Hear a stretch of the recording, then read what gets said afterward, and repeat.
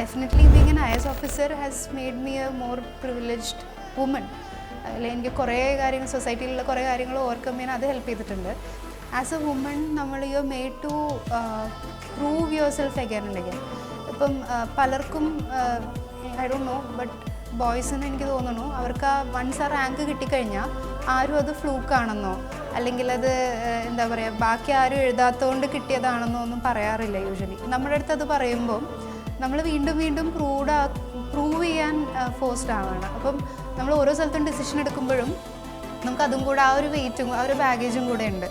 നമ്മളെടുക്കുന്ന decisions കാരണം അതൊരു മണ്ടത്തരം ആവരുത്. കാരണം അത് വരാൻ പോകുന്നത് മീര ഒരു പൊട്ട ഡിസിഷൻ എടുത്തു എന്നായിരിക്കില്ല.